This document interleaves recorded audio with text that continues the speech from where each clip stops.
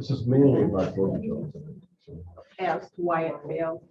Yeah, right, and exactly how it ended up with a stroke of a pen dissolving the old Soviet Union.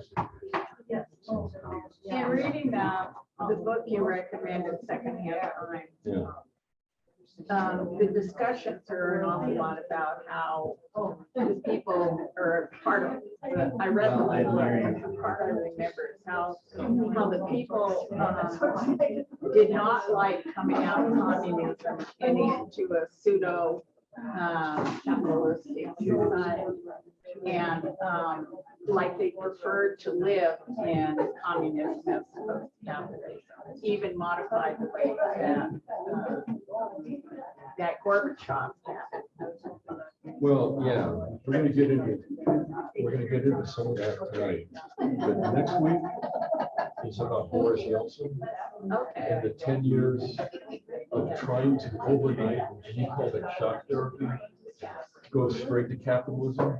Right. Like tomorrow, we're just gonna go capitalist. I mean, and to people that had no idea what he was even talking about. Right? So yeah, that's going tonight, much more next week. So. Sure. Why not? Why not the front row? Was Yeltsin behind Veteran church. behind the bombing of the school and the You apartment? know, that was the best. That was Putin that did that. Was that so that Yeltsin could duck out of power and Putin could be appointed and Yeah. not have an election? Well, he started the Second Chechen War. He blamed all that on the Chechen terrorists. His FSB guys actually did it. Anyway, yeah. Because Yeltsin, when he went to Russia, there'd have been an election after Yeltsin, even though he was an alcoholic and poor health and all that. Would Putin have won? Okay. So that was. Well, no, he was just as guilty of graft and corruption. And it's, and the dealing made with Putin was prosecuted for all his crimes. Right, got it, yeah. He gets stuck out of stuff. And it's because his whole family was complicit. And of course, at the time, they didn't know Putin was going to be a mafia boss. They thought he might actually be looking at it. So that's all. Yeah, that's really interesting. Yeah. That transition of power. Yeah, and that starts tonight, really. Oh, good. Because Gorbachev tries to, well, we'll get it.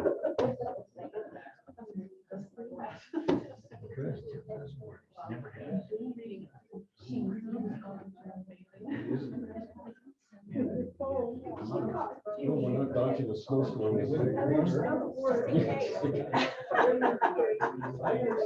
know, twice bitten, always shy or something, yeah, yeah. No, I wear this like shirt. I live as long as I possibly can, but just in case you were wrong. Yeah, well.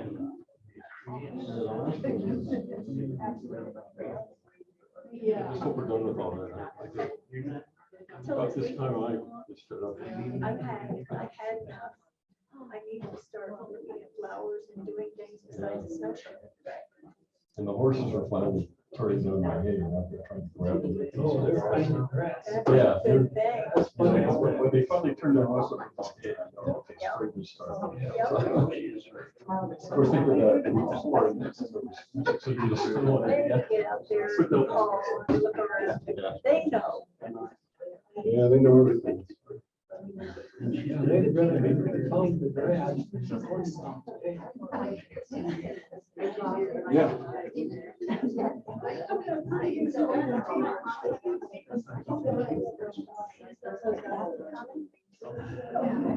No, I'm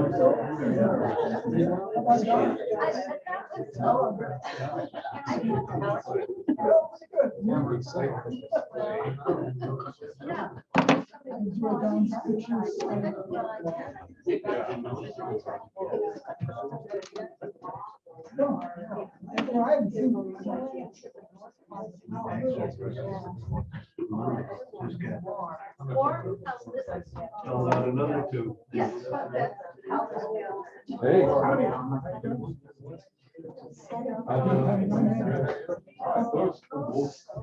You gotta tell the story.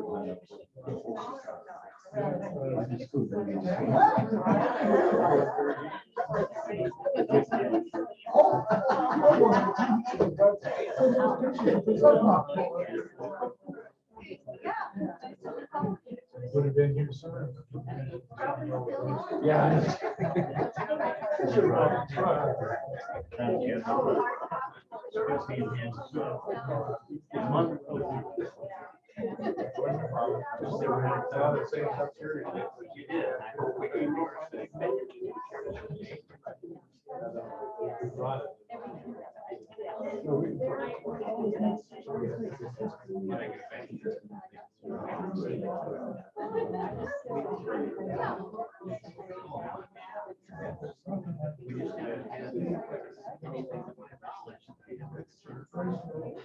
Well, should we get started here? Maybe some context for all this. Judith, where's Judith? There she is. So Judith has a quick announcement to make before we get going. I just want to tell you how very important the school board election is. School boards used to, round around for candidates, and now 4 candidates for 2 positions, and they're very different candidates. So please inform yourself and please vote. And if you really want to talk to me afterwards, find out who they are and please vote. Thanks, Judith. Thank you. Okay. Well, welcome back. I promise this won't be a 2-hour death march to. No problem. How is Hartford? Anyway. Hey, we clawed through 1,000 years. Okay, so tonight we're going to talk about, I guess one of the biggest things in my lifetime was the collapse of the Soviet Union. And we're going to start. I always push these things around. Okay. And I think to lead up to it, we really need to understand the timeline between the death of Joseph Stalin in 1953, and then just go through each of the premiers of the Soviet Union until we get to Gorbachev. And 90% of this thing is going to be about Mikhail Gorbachev and all his reforms, which led to the collapse of the Soviet Union. So, but I think just to get the context leading up to that, so Stalin dies at 53, Khrushchev takes over for him. Why don't you have us raise our hands if we remember when Stalin died? Yeah, well, I remember this. Because television was just coming in. yeah, that's, Now it's very interesting. I mean, I was 3, so Well, I was 10 and I remember. Yeah. See? So I think what we're going to do is just kind of the highlight reel of each of these folks that ran the country. And I kind of color coded in this really crazy, little arbitrary way where if it's green, it's not terrible. It's kind of good stuff, not good stuff, but it's not horrible stuff. If it's red, it's really bad stuff. So Judith, do you remember the first thing Khrushchev did when he got into power? And he launches this de-Stalinization program? I just remember the picture. Okay. Television. Well, okay, there's some nice pictures of our guy, right? The ultimate cult of personality. I think he defines the term. And by the way, just as a book idea, this is a really good book if you're interested in Joseph Stalin, the younger years, when he was just an orphan, or a kid roaming around, Georgia, and it's a good book. So Khrushchev goes in front of the, 20th Congress of the Communist Party, not long after he took over. And he gives this speech called On the Cult of Personality and Its Consequences, February 56. And he gets there in front of everybody and, well, you can read it, denounces Joseph Stalin for basically violating all the, the tenets of Marxism, Leninism.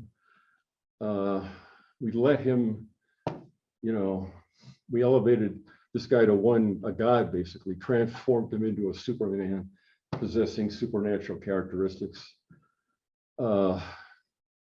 Everybody's supposed to think he's infallible.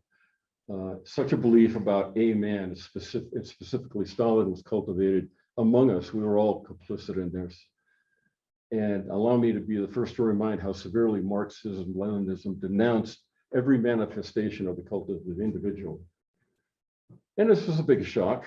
I mean, if you had survived those Stalin years, congratulations, but it was amazing that he did that. Now, I'm a cynic, so I don't think he did it just because he was trying to do the right thing. During that, from the late 30s, I think, until the 40s, really, Nikita Khrushchev was in charge of the Ukrainian Communist Party. Khrushchev was born about 10 miles away from the Ukraine border, up by Kharkiv, where they're fighting actually right now. And as a youth, he spent most of his time in the mines at Donetsk. You know where that is? That's where right now the Russian army is trying to grab it again, but this time annex it, I think, permanently. So Khrushchev was, for all intents and purposes, Ukrainian. I mean, that border changed about 1,000 times over the decades and centuries. So he's denouncing Stalin. He's also making sure he's kind of immune from all the crimes that Stalin did. He was highly complicit in a lot of the crimes that Stalin did. And so Khrushchev wasn't clean at all. And I think by denouncing him, he sort of said, see, I'm a good guy, but he was a bad guy. Well, they were both bad guys. So one of the other things that happened right there, the minute he did that, again, this is a time when international communism was going pretty good. Comintern, it was called back in the day. And Mao Zedong in China was, in pretty tight, of course, with Stalin and Soviet Union. And Mao thought that the Nikita Khrushchev denouncing Stalin was a gigantic capitulation to the West. It was weak. It was exactly not what a good communist leader would do, is denounce Stalin. And that was one of the several things that kind of really led to a huge breakup between China and Soviet Union relations. A good thing that he did was, they called it the thaw. There was about 13 million political and other types of prisoners in Stalin's camps around all of the country, but mainly in Siberia. And Khrushchev emptied most of them. So instead of 13 million, he got it down to about 4 million people in imprisonment, which is a good thing. And he allowed Solzhenitsyn to publish, Was Khrushchev a commander for the Russians in Stalingrad? I've never heard that. Okay, I didn't know. It could be. It'd be the right location and the right time. I don't know. Have to look it up. I don't know. So anyway, he allows Solzhenitsyn to publish One Day in the Life, which is a really big deal because, Solzhenitsyn had spent 10 years in one of Stalin's camps. He launched a bunch of bureaucratic reforms. Soviet Union had always been a 1,000% command economy planned out of Moscow. All planning was centralized, and no exceptions to that. He started allowing governors, if you will, of the different republics to do their own, not everything, but at least start to do their own planning. And then the thing that just reverberates forever is that he gifted the Crimea to Ukraine. Now, Ukraine was one of the Soviet republics, of course. And whether, and I've, you know, Stalin's daughter or granddaughter and son, they all wrote memoirs about Nikita Khrushchev. And none of them agree about why would Khrushchev give the Ukrainian Republic access to the most strategic piece of property anywhere in that part of the world, Crimea. And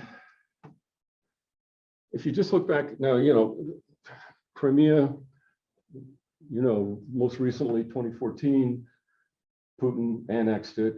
But if we just go through the history of that, the Crimean Peninsula, right there, hanging out there in the Black Sea, Catherine the Great took it from the Ottoman Turks, 1783. One of the Tsar, I think it was Nicholas II, a Tsar, lost 250,000 soldiers defending the Crimea against the whole bunch of countries that wanted it. Lenin himself lost 100,000 Red Army soldiers trying to capture it from the whites during the Civil War after the Revolution, 1920. During the Second World War, 100,000 men were lost. And then another 18,000 taken it back. Khrushchev gives it to the, you know, and then Putin, you know, so I don't know, when the breakup of the Soviet Union occurred and Ukraine became an autonomous country, of course, Crimea went with it. Now it's not even in the Russian Federation anymore.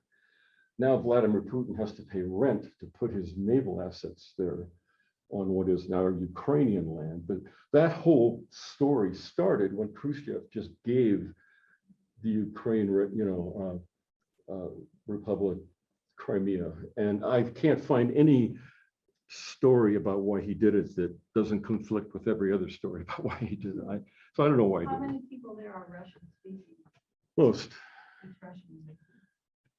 you know, that's this big litmus test on what's like Putin wants to annex any part of anybody's territory where they are primarily speaking Russian. And that's true there, but that doesn't mean that they're sympathetic to Russia.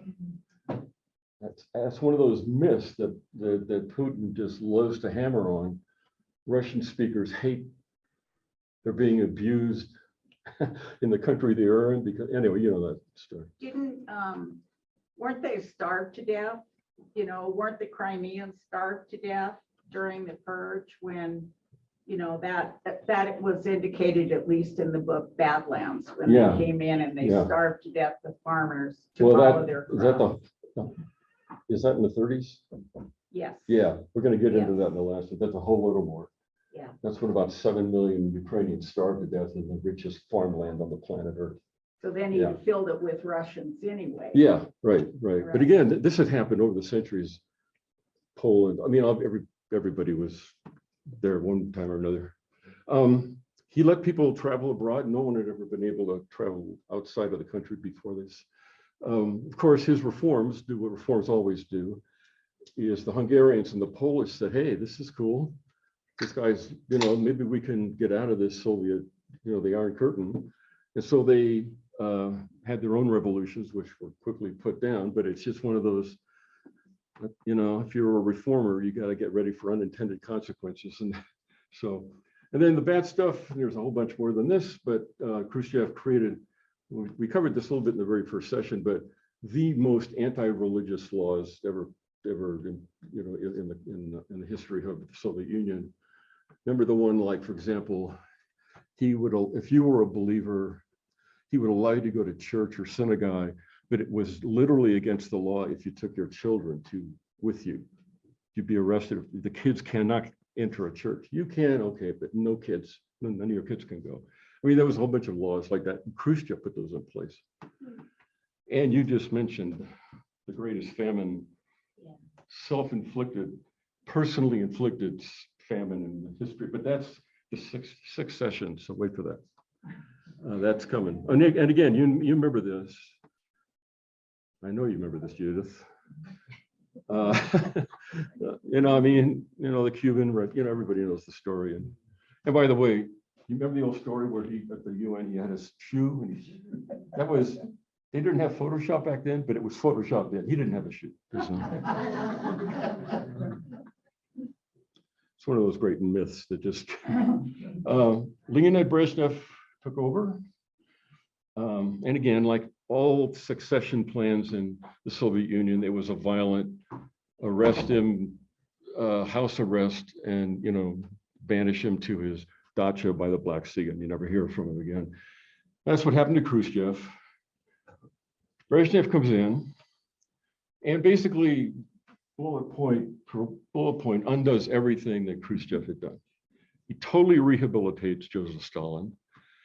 And if you do remember that other theme we talked about in the first session, where every new textbook or history book throughout the whole Soviet Union story of 70 years was, depending on whose power, heroes become villains, and who's out is now back in.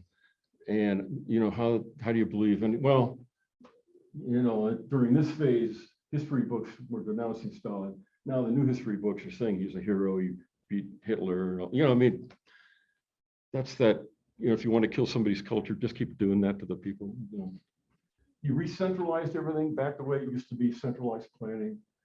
Not only does he crack down on all the kinds of loosening of expression, publishing and the like, in 1973, Gulag Archipelago, which was, I guess, Solzhenitsyn's most impactful, famous book about Stalin's Gulag system, was published in the West and then smuggled into the Soviet Union after it was published by mainly the Italians at the beginning, the Gulag. But again, he exiled the Solzhenitsyn to the United States. Remember, Solzhenitsyn was living in New Hampshire for quite a while in 75 because he was exiled throughout. He was too famous to put in prison or kill him, so they just,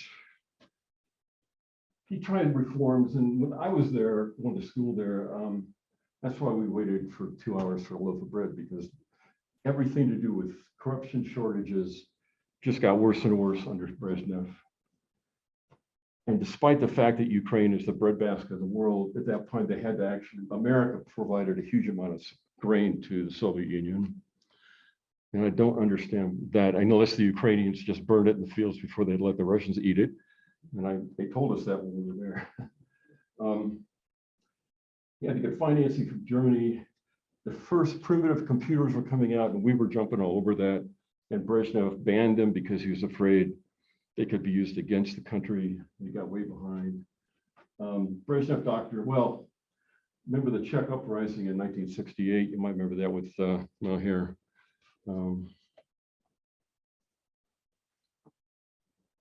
You know, it was a very violent, I mean, he did what he's doing now, but not as bad. I mean, he just rolled the tanks in when the Czechs revolted against Russia. And what else happened then? He did do this ABM treaty with Nixon. And again, shortages. And that's when I was there, and it was, you know, just like that. When did they change the name of Stalingrad to St. Petersburg? Well, it was all through the Tsarist era, remember, until about 1453, when Ivan III created, well, no, I'm sorry, Peter the Great created St. Petersburg. It didn't exist until Peter went there. It was just swampland, but he wanted that way out to the Baltic because it was a landlocked country. And so he beat the Swedes. He took that piece of land where St. Petersburg is and put a port and a fort on it, called it St. Petersburg. Didn't they call it Stalingrad? And then it became Petrograd during the Russian Revolution, 1917. But then with Stalin and until the end of the Soviet Union, it was Leningrad. Now it's back to St. Petersburg. But when did that happen? It went from Leningrad to St. Petersburg? Not long after, 1991, after the Soviet Union fell. Yeah, yeah. Okay. So Gorbachev, and there was a couple of very old men who actually were in the gap between Brezhnev, but they're not worth talking about. So we're just going to jump to Gorbachev. And again, we're going to do a 180 again on everybody. And he denounces Stalin. Now remember, Gorbachev is young. he is totally not of the typical profile of a Brezhnev or a Khrushchev. Oh, by the way, just so I forget, Brezhnev was a Ukrainian too, born and raised in Ukraine, right? So, and by the way, when whoever is the president of the Communist Party or the whole apparatus, both of these guys, if you're Ukrainian, that means you kick out all the guys. It's kind of like what we do when a transition of presidents happen. You kick out the old administration and you bring a whole bunch of new, everybody's new.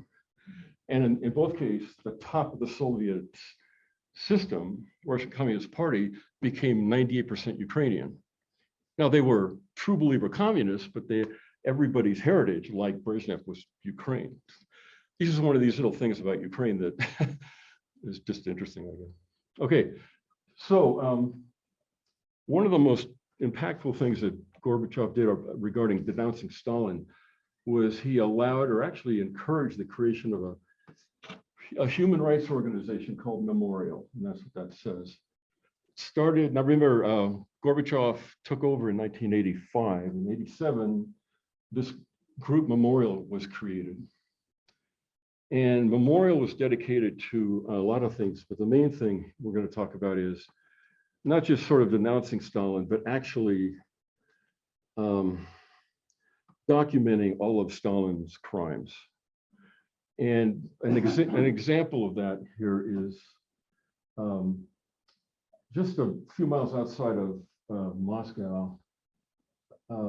There's this place they put these placards up of people who had been shot by Stalin's secret police, and put their pictures up, including, of course, children weren't immune from this. And so they found all this documentation, and they always would, I don't know why you celebrate, but document this once a year. On February 28, 1938 is when on that one site, 562 people were executed by Stalin. That's, one day. And why were they executed? What, were they political prisoners? No, I mean, mainly, I'll bet you half of it was in order to not get executed, you whisper in the ear of the secret police guy on your block and say, hey, Bill, he's doing this bad stuff, you better check him out. You get arrested and you get killed. I mean, if you wanted to survive, you make up shit on your neighbors. Or it didn't matter. There's no rhyme or reason to why just read Gulag Archipelago. It starts with the knock on the door in the middle of the night. Yeah. Anyway. And the dreaded secret police, of course, that was the whole system with Stalin, right? Sure, absolutely. It's just that this site, and ironically called the total shooting range, it was actually a shooting range, but it became a site where they exhumed the remains of thousands of people. They did, right there right outside of Russia. But that's just, now, interestingly enough, and that's why, Memorial is kind of the conscience of Russia. This is like after the Nazis and, after the Holocaust in Germany, how did Germans and the German government after the World War II sort of deal with the history that they had created? Well, this is the same problem. And this is an example of in major German cities, the way that they would atone for the Holocaust in a way was they would document the location of somebody who was Jewish who was taken to Auschwitz or something, and where that person lived in the street right next to their apartment building, these permanent brass placards would be cemented into the sidewalk, and these two people were the Holocaust victims. So anybody walking down the street would be reminded that Holocaust victims lived right here, and here's what they were called. They lived on the fourth floor right there. I mean, that's powerful. And that's in the ground forever, sort of, and that's in Germany. Well, the Russian Memorial did the same thing. As they documented all the victims of Stalin, again, they researched each person, and instead of this, they would put a plaque like that up on the wall of the apartment or wherever that person lived, as a way to, forever document these things. Now, this is sort of an example that Memorial, they created this huge collection of databases of all the materials they found in the files of Stalin's secret police, Red Cross files, all kinds of them. You can kind of see Red Cross archives between 1918 to 22, early, just handwritten lists of people to be executed in Stalin's hand. Anyway, this all turned into databases that can be searched and found easily. And this is just, if you remember last week's lesson on the Russian alphabet. You good with that? Well, here it is. These are the Ds. And these are all the people whose names that they had uncovered. This says victims of political terror in the Soviet Union. And I just picked one. It's the Ds. And everybody whose last name starts with the Ds is here. The date of their birth, the day they were arrested, where they were imprisoned, when they were executed. And these databases are huge and available, anybody, anytime. That's the whole point. And of course, what really upset people like Putin now is it wasn't just the victims; it was also the victimizers, right? So they would publish the names and addresses and everything of the secret police, the executioners themselves. That's really important. It's not just the victims, but so this is the kind of work. Like here, you can just see when they started digging at that place outside of Moscow where all those things happened. But Putin came along, and I think in 2012 or 14, I have to look here. He sort of had enough of Memorial. Memorial is one of these most respected human rights organizations in the world now. And in fact, they work all over the world, not just in Russia. And they were such a thorn in the side of Vladimir Putin that he created a law. You've probably heard of it, the Foreign Agents Law, that's what this is, foreign agent. And let me just go to it. 2014, yeah. So this law that Putin passed said any nonprofit organization engaged in political activities. Now, is what Memorial's doing a political activity? I don't think so, but or that received any kind of support from the West is a foreign agent. In other words, that's a really loaded term. That's an espionage word, foreign agent, right? And once the government's, Putin's government labels an organization as a foreign agent, and they're still doing it now. I think they've run out of these. Then the state now can raid your office, steal your records, cook up some bogus charge against you, or like I say, in this case, one of their jerks would go around, and this is on the offices in Moscow of Memorial's office, and it says Foreign Agent USA. And he just kept chipping away like that at not just Memorial, but a whole bunch of these human rights organizations that he tolerated for a while, but he so hamstrung them and harassed them and shut them down so frequently. I don't think there's hardly any left. In fact, I don't think there are any left. And then finally, Natalia Estemirova worked with, in fact, for a time led Memorial. And she was part of the International Human Rights Watch group. And she was assassinated in July 15th, 2009, in Grozny. She was documenting the atrocities in Grozny, Chechnya at the time. And some Chechens, definitely hired by the state, probably Putin's folks, killed her, kidnapped her. And they, so it's really one of these gruesome stories. And when we talk about Putin, I'm going to have to take you through the timeline of all the human rights people, journalists, activists, lawyers that are documented have been assassinated by Putin. And this is one of the most notorious ones. So, any questions before I keep going? That's the Memorial organ. And this past January, Putin closed them down for good forever. No offices, they're gone. That just happened. And they had been doing their job since 1987. So I don't think that got much publicity, but it kind of should have. Does Putin carry on the hatred of Jews the same as Stalin did and some of the earlier?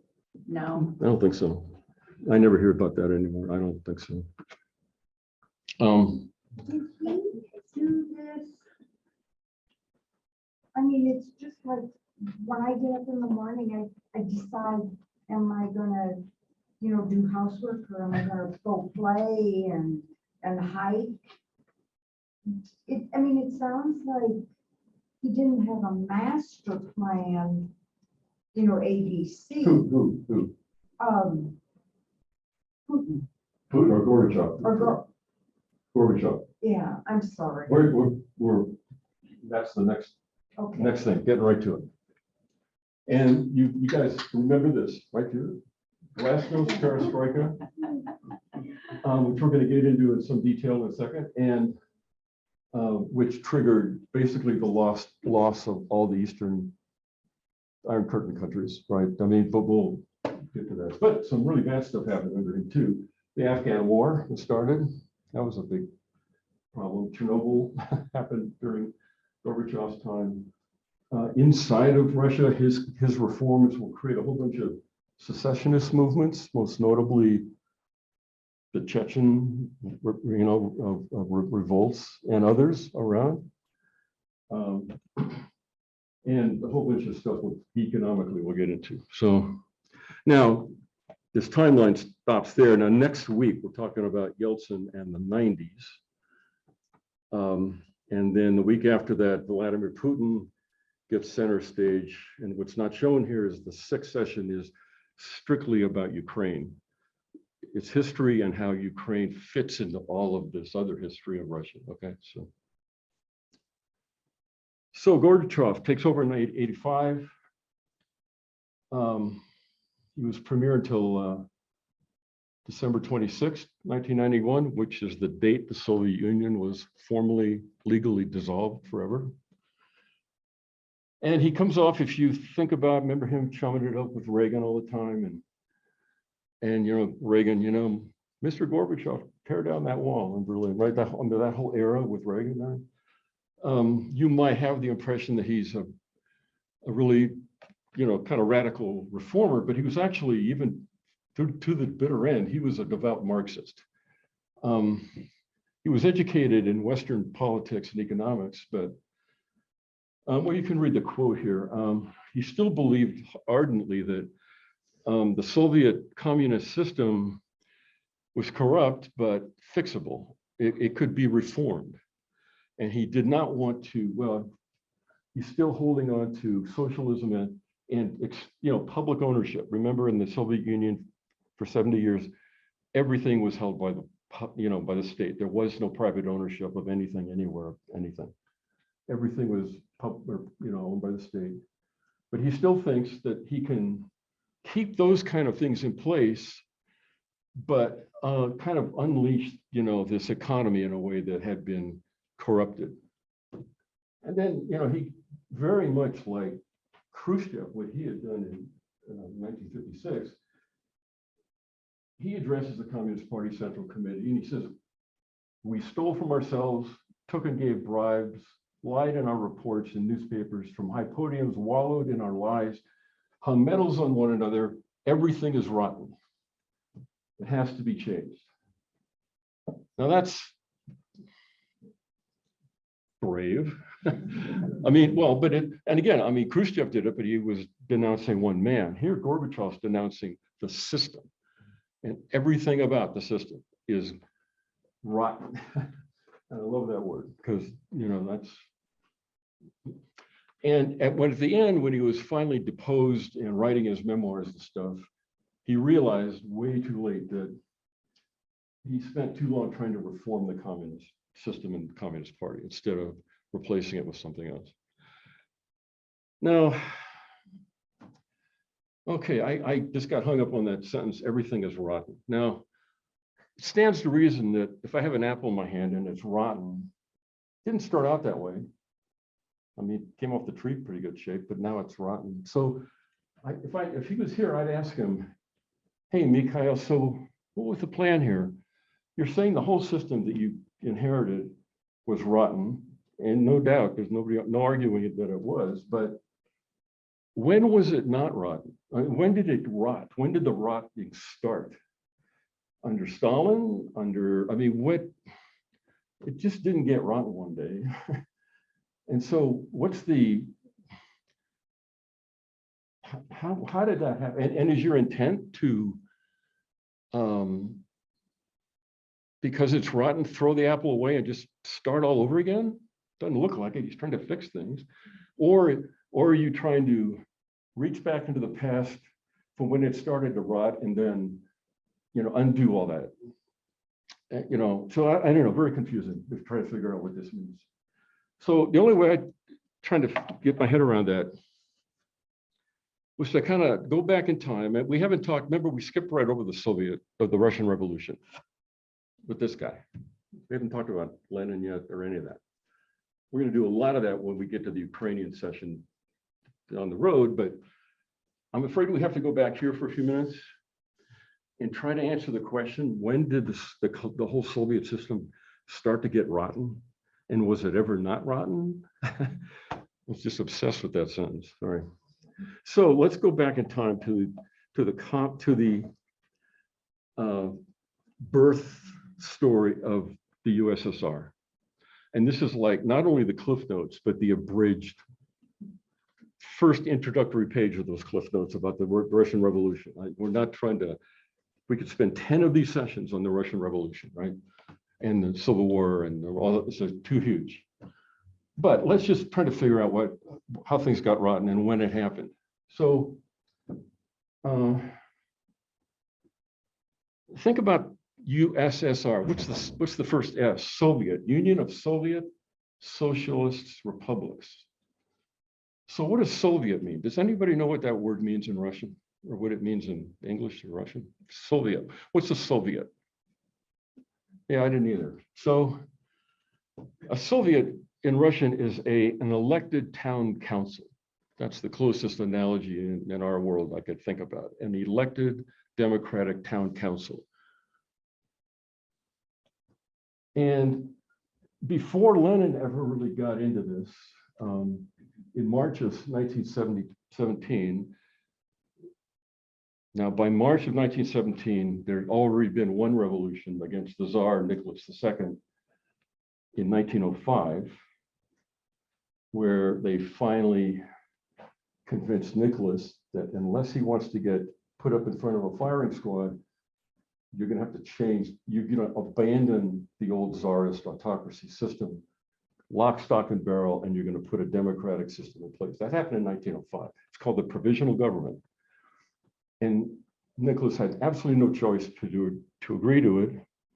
And they created a parliament called the Duma. They created a lot of elected, I mean, it was a first big leap out of the Tsarist era that had started in what, 1453, the last time? And it started in Petrograd, which is called what now? St. Petersburg, right? So, yeah. So again, this isn't a communist thing yet. This isn't a Lenin Bolshevik thing quite yet. But it's during the interregnum between the Tsar and the Bolsheviks called the Provisional Government. And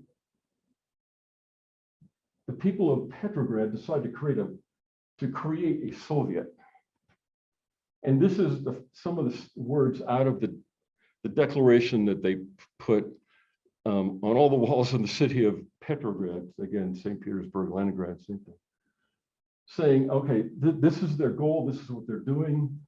And it's made up of representatives of factories, mills, troops, and a number of both democratic and socialistic parties, bringing them together into this very democratic form called the Soviet. And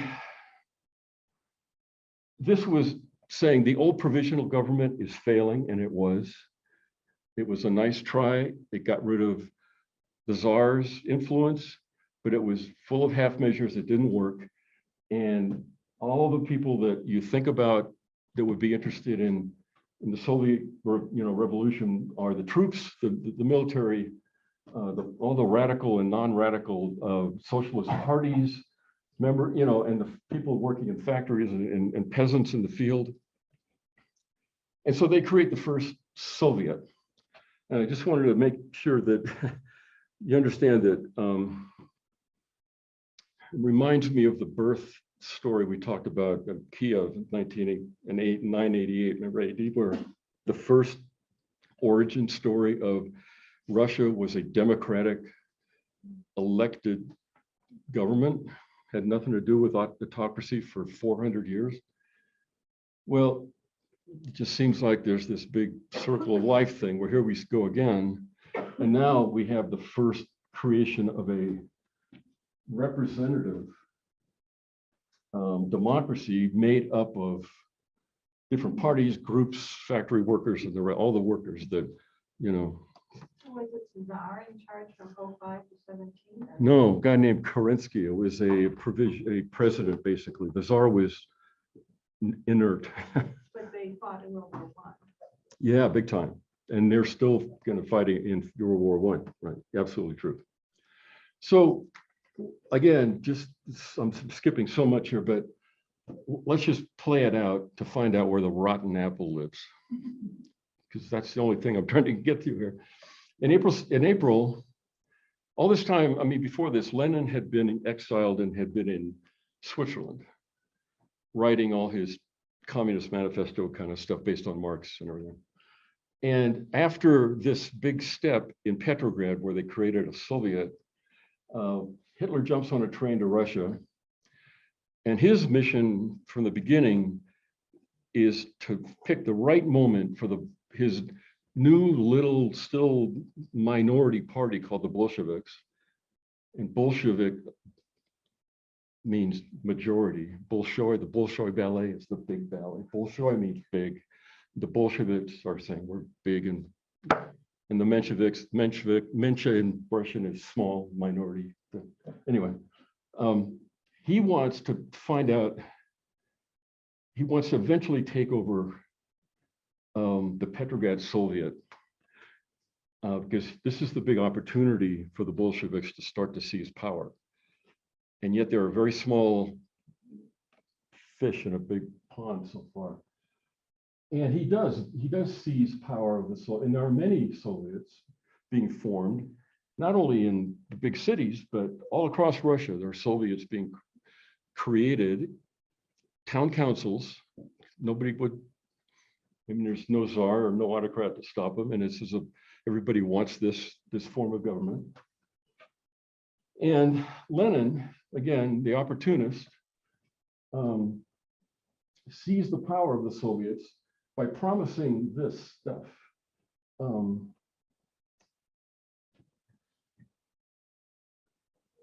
A system of Soviet-style councils composed of workers and peasants.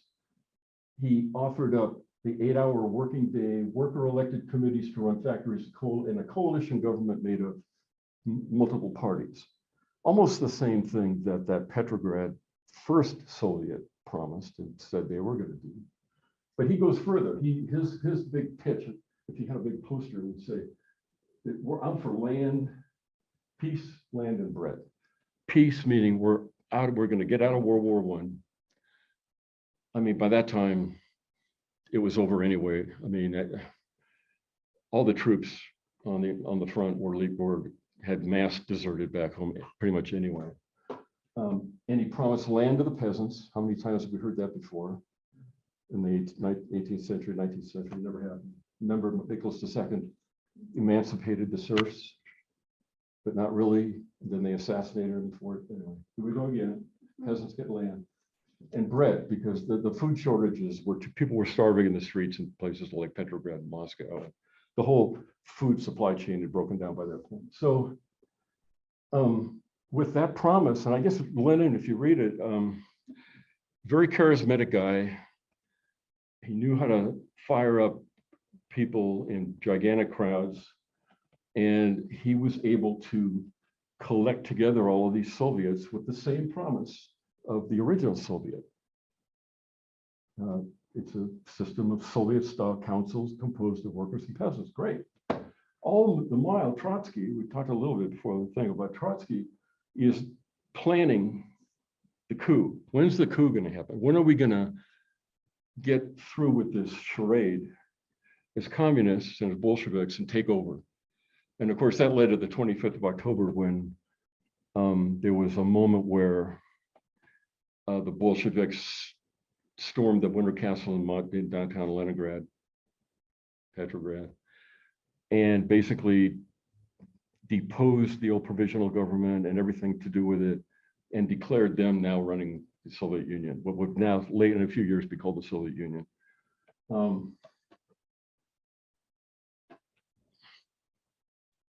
So, and this sounds familiar, the old provisional government had an election plan which went forward nationwide. And they wanted to create what they called a constituent assembly, which is a big legislative body made up of elected representatives. Well, Lenin doesn't recognize the results because the results were unfair. Gee, where have I heard that before? I'm not saying, but it just sort of rang a bell with me once. Okay, but between then, 1917, and then in 1919, this new Bolshevik-led government promising this was finding itself, these gigantic popular anti-Bolshevik revolts were breaking out across the country, particularly down in the Volga in the center east part of the country. And because somewhere in here, the concept and model of the Soviet was replaced by the Communist Party and a top-down autocratic thing. That's what started happening more and more in 1918. And I'll get to that in a little more in a second. And so people out there in the world aren't dumb. They see that, wait a minute, what happened to the promise of the Soviet elected thing? And now we're supposed to take orders from 5 guys, Lenin, Trotsky, Stalin, and one other guy. And all the orders are coming down from the top. It's like, this isn't what we signed up for. So they started, and by the way, there was the Civil War going on, the Reds and the Whites, we won't get into that, but that was raging across the country at the same time. And so the revolts that, you know, they wanted to go back to 17 regular folk because the now, I'll call it the Communist Party from now on, co-opted the centralizing, you know, they became this centralized thing we know and love today. And so this crazy slogan was being, the rallying cry was Soviets without communists. When I first saw that, it's like, wait a minute, how do you break those? Well, again, Soviets were a good thing, but this is a bad thing. And so the people out there getting their first taste of what we would call communism and the centralized party communists say, we want this, but what the hell's going on with these guys telling us, you know, how it's going to go? We're supposed to tell ourselves. I got my own Soviet council here in my town, and now I've got some clown coming down from Moscow saying, here's what you're going to do, guys. And if you don't do it. So Soviets without communists. When was the Tsar assassinated? 1980. In 17. Yeah, not long after they took over. Yeah, yeah.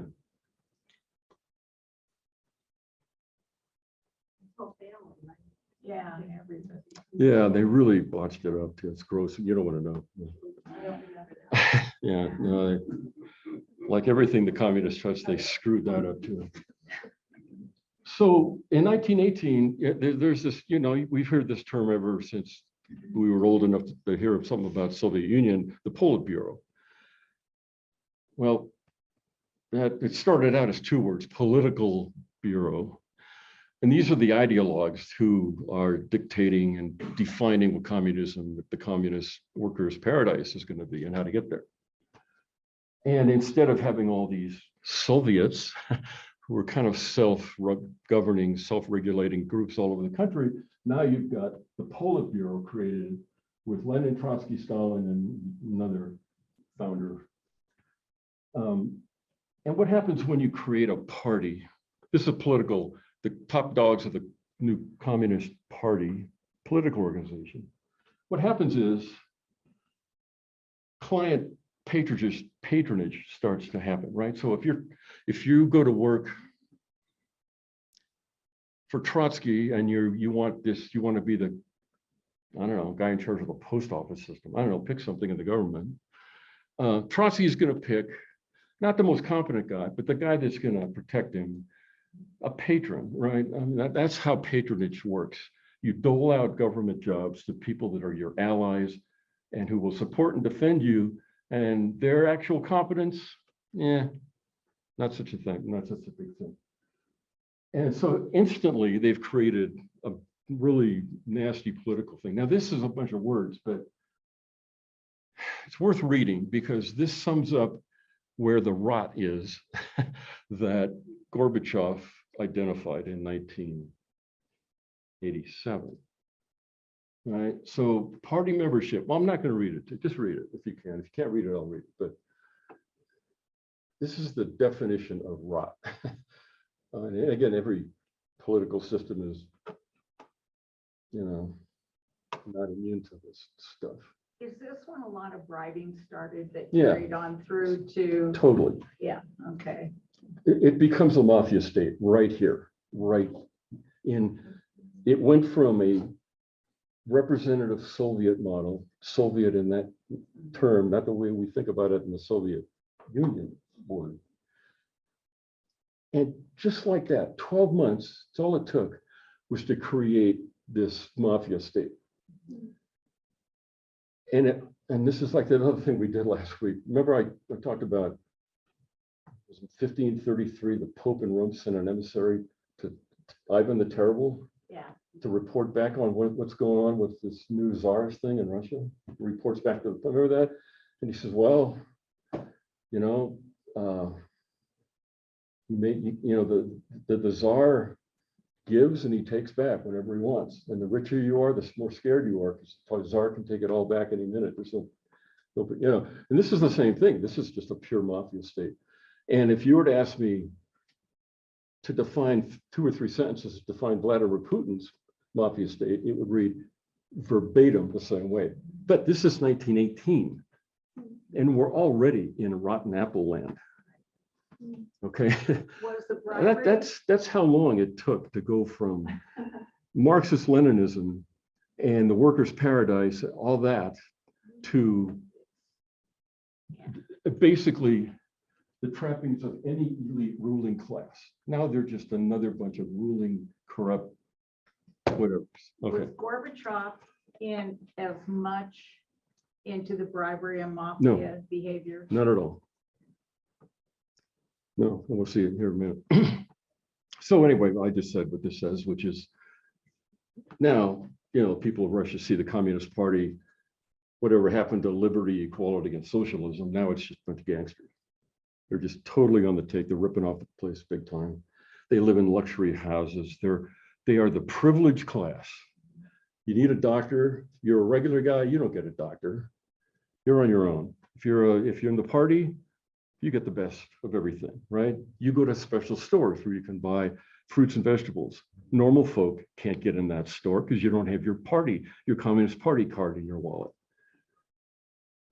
This crap started then in 1918. So I think I've exhausted the rotten apple, my metaphor. So let's now, now we got to go jump back into the other world of Gorbachev, okay? But I just had to go through that because he said it was all rotten.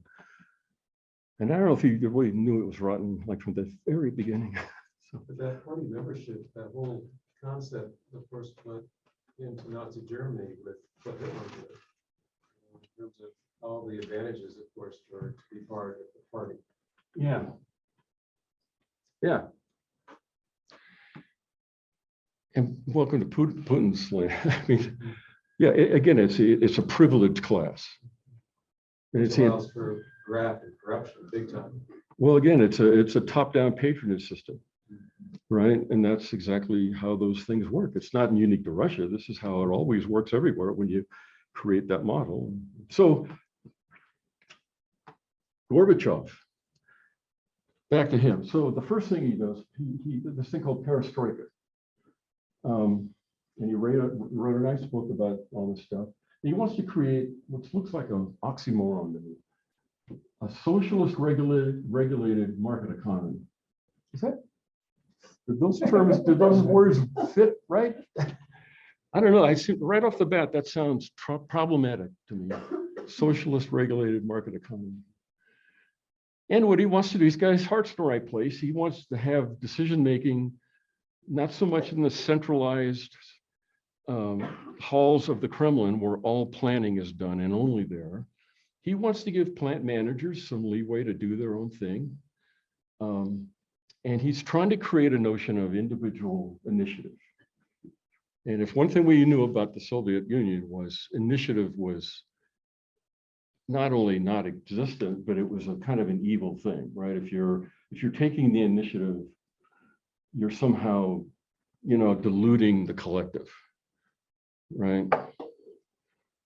So anyway, and then he actually talked about profit. So let's get into that. So now he wants to do all these economic reforms.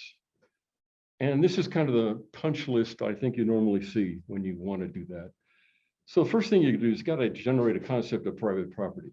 Remember, there's never once in 1 minute of the Soviet Union or back to the czars in 1453, if you want to go that far, the concept of private property never existed in any form. It did back in Novgorod, remember all that? And you got to get rid of price subsidies, right? Propping all the prices up because, well, and again, the Soviet model was totally dependent on the notion of full employment. There was no such thing in the communist system as an unemployed person. Even if that meant you were employed as sweeping the street or something and you'd get a little check, but everybody was employed. There was it just wasn't allowed to be unemployed. And then you got to deal with this whole thing about supply and demand and prices. Prices are like moving around based on supply and demand. You need taxation control, you need deficit fighting. These are all Western style economic things. You need a currency that actually is worth something. So sounds easy, right? Problem is when you make these kind of reforms, and this isn't just about Russia, it's painful, right? I mean, you're going to get higher prices because you took all the controls off the prices. You're going to get big time unemployment because all those, there's no way a factory worker is going to have a bunch of people not doing any work just to keep them employed. You're going to fire them. And the worst of all is the elites are pissed off because they're losing power and privilege in this deal. But that's kind of what he's getting into. He's stepping into that. So first thing he does, his first act. And I'm sorry, I don't know who's advising him here, but the very first thing he does is try to control the consumption of alcoholic beverages in Russia. So for 2 years, he's got the anti-alcohol campaign. I just love the posters. This is just so cool. Yeah. Well,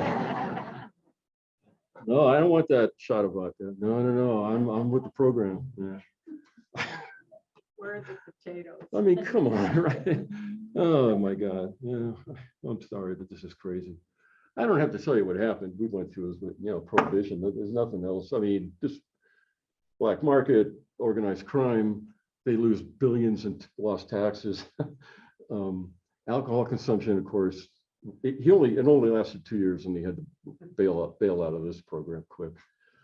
But he had set in motion the opposite effect, where between 1990 and 1994, alcohol consumption went crazy, and the mortality of men, particularly, plunged by 40% after the constraints of alcohol were removed.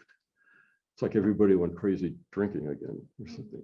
But it was, and you had all kinds of rules about which store could sell alcohol for how many hours. And you have to have like a little card. And if you, like here, you get reward points if you go to, I don't know, Pizza Co. Well, this was the other way around. This is like, if you've already bought 3 bottles of vodka this month, that's it. Yeah, because you're gonna punch your card. Anyways, that didn't work. And then there's this thing that had been going on. And whoops, sorry. One thing, the Russians are not uncreative. There was tons of what the state always called speculation. And that's when individuals secretly are making stuff in their garage, and selling it to somebody in the village. That's totally violation of the precepts of anything to do with communist control. And yet, if you go to the company or the state store and winter's coming and you can't find winter boots for your kids, and you got to have boots, somebody's going to make those boots. Well, some guy in your garage, somebody's going to make the boots. But if he makes them, he's taking a big chance because he's a speculator. Because he's making and selling things outside of the centrally controlled economic model, right? So instead of loosening that, he actually tightens that, and he penalizes people that are doing this speculation, producing goods on their own. But he makes up for it with this new law in '87 called the Law of Individual Labor Activity. So he's trying to get rid of this pervasive underground black market economy, shadow economy, calling it, which was about 50% of the gross national product in the '80s, of people who were making their own stuff, selling their own stuff secretly. But you could do it, but not as an individual. You first had to create a cooperative. This is kind of keeping alive that communist notion of the collective, saying if you go together with other people and create something that the state will say we're okay with and give you a license to make those boots, we'll let you do that. And they would produce consumer goods that were badly needed and that the state couldn't provide. But it was in all kinds of things. Car repair shops would spawn. Where do you get your, of course, who the hell had cars? But that's another, what? And pay toilet, very important that they work, right? And this is my favorite one. When I was there in 1971 going to school, we all wore Levi's, of course. And we could walk down the street in Leningrad at the time, and a guy would come up and pull out of his pockets this gigantic roll of American dollar bills. And he'd say, I'll give you $300 in cash right now for these Levi's. Because he can get 600 for them on the black market. If they've got the Levi brand, they're worth gold. And some of the students, I mean, if this is a gigantic law you're breaking, if you say, yeah, I'll be back, stay put, I'm gonna go change. Yeah. And some kids just did, and I didn't do it. But here's the best thing. So when the Russians started making their own version of Levi's, guess what they called it? Montana Levi's.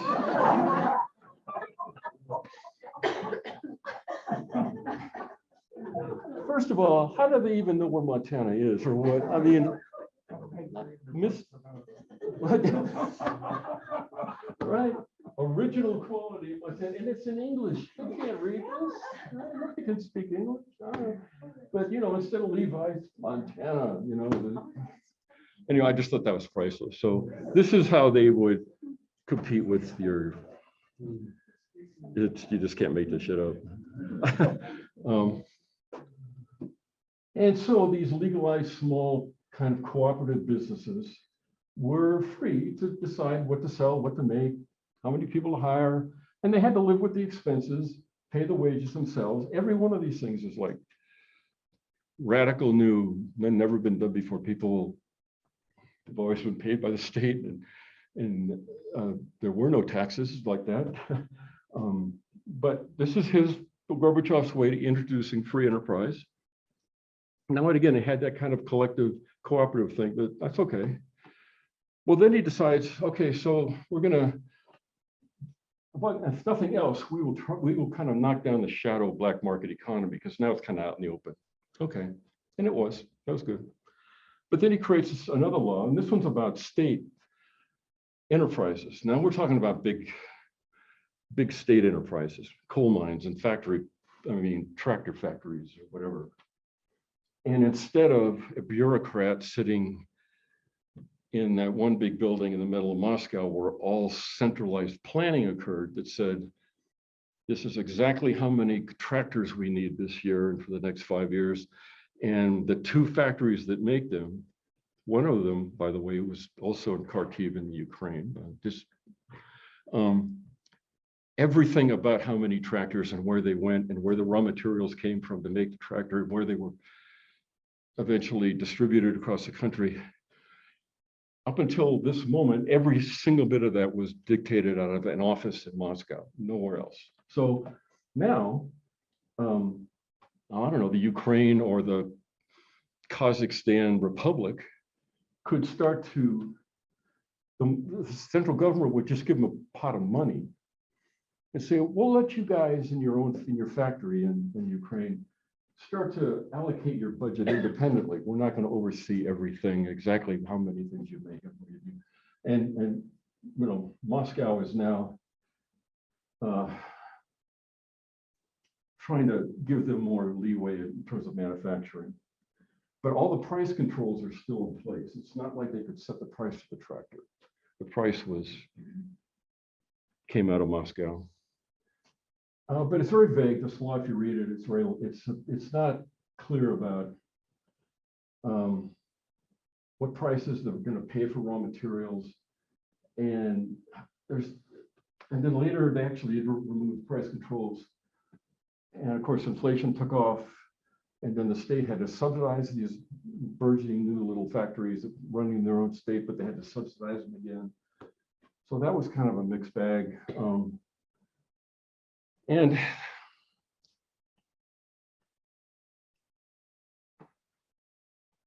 the problem here is there's sort of the cart before the horse, right? So centralized planning is being weakened. And you know, when a system like that's been in place for 60, 70 years, you start to chip away at it. You can't just selectively chip away at it. It kind of collapses on its own. It doesn't, you can't control it. I mean, these systems in the Soviet days were so tightly, airtight controlled. The minute you take the screws off a little bit, the system gets unwieldy and it gets out of control. And so instead of restructuring production, the new plant manager who's got some autonomy, instead of doing what everybody wanted him to do, which is improve the quality of the junk that would usually come out of a Soviet factory, they raised prices, increased the wages of their workforce, and the whole supply chain fell apart. So they didn't try to find sources of raw materials from across the country. They would try to get them from the local guy down the road, the gravel plant over here on Riddleized Creek Road, instead of going somewhere else, right? And where the big stuff is. Everything became chaotic. And on its own, this whole mafia smelling kind of thing called middleman cooperative started appearing outside of whatever law he's trying to pass. And it's a way where raw materials would be, you'd make a deal for somebody in a mine, say raw materials, between you and him, and you would turn around and sell it at a profit. And pretty soon you've got another black market economy going underneath that. And this new black market creates surpluses in certain areas and complete shortages in other areas. Vodka was, it was produced in such masses, they didn't know where to put it all, but you couldn't find bread anymore. People just don't think of bread as that kind of. So people hoard, everything's starting to fall apart now.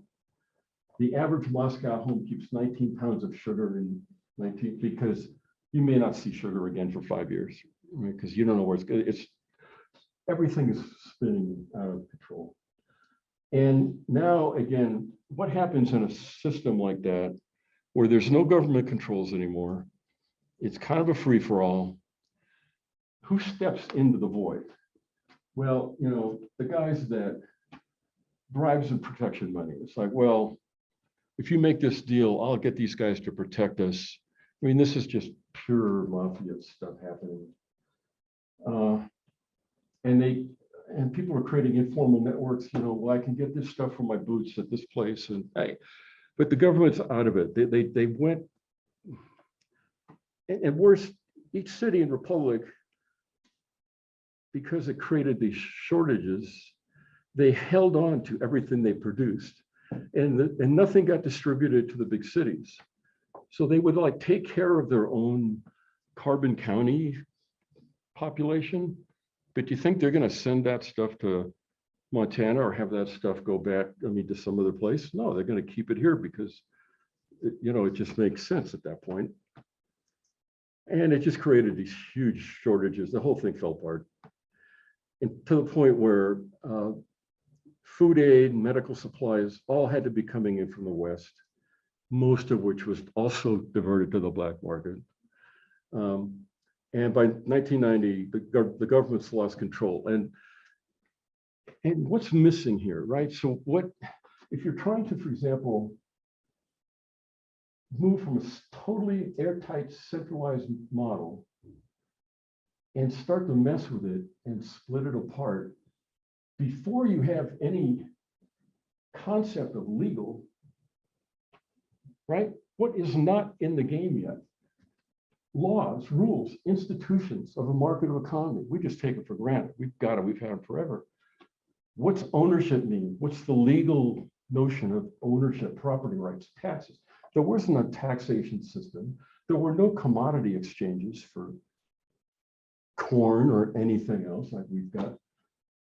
Banks and transferring bank money around, mortgage loans, copyright law. None of this is even a twinkle in the eye yet. And yet we're going down the hill toward a market economy without any of the things that prop up a free market economic system. They're not there. And they never will be there, really. And again, one of the more sinister things is Gorbachev, in his sort of naive way, was trying to incrementally like loosen the reins, which is great. But the communist bureaucracy hasn't gone anywhere. The centralized planners in Moscow, you think they're just sitting there, you know, saying, yeah, well, this is okay or whatever. They are not. They figure this is the opportunity of the millennium to rip off the system. So they saw these opportunities in this privatization thing, which will become the oligarchs of the 90s. But the seed planted was embedded government bureaucrats in these ministries looking ahead, saying, well, I can see where this is going, and we can get in on the ground floor of this super black market thing and take it over. Because the government is now basically inert and it's not enforcing anything. There's no laws to enforce yet. And so who steps into these voids? Again, you create these voids and opportunistic people step in. And this is the seed of the mafia state of the 90s and the rise of the oligarchs that took over everything in the 90s under Yeltsin, eventually co-opted by Vladimir Putin, just to roll the movie down that far. But the breakup of the Soviet Union was now, without it being said out loud, it was started. The whole Soviet model was falling apart, and all the controls that held it together in the communist days was now in some fluid state of free market and communist and now that was just perestroika. Now glasnost is the political version of that. Right? We've been talking about kind of the economic version of reform, and now we're going to talk about the political reforms. And so, and again, it starts off good. He, again, like to say, a lot of, Boris Pasternak was published, Dr. Zhivago, all kinds of previously banned books and movies and all kinds of things were now available. And more open debate, the intellectuals could speak in their little coffee shops about stuff. Andrei Sakharov was removed from exile. And he does something which is, really, really super radical here. He proposes multiple candidate elections by secret ballot and term limits for party positions. Remember, any position in the Communist Party was for life, everything. I don't care who you were, it was for life. The idea of a term limit didn't exist. But now we're going to start electing bureaucrats into the system. And we're going to establish this new parliament, still called the Duma. And we're going to allow for independent political groups or parties independent of the Communist Party. This is like gigantic. This is like if you imagine in China right now, somebody said, I'm going to start a new political party and not going to challenge the Communist Party in China, right? This is the same thing. It's now, and so what happens when you unleash the hounds of, okay, you can create your own political parties, or the Communist Party is just going to be one of them. Well, of course, what pops up are all the crazy, radical, batshit crazy people that are lurking in the shadows, right? The new Stalinists and the pro-capitalist crazies and the ultra-right nationalists, and they all could create their parties now in the open, and they're just radical crazy all over the map kind of thing.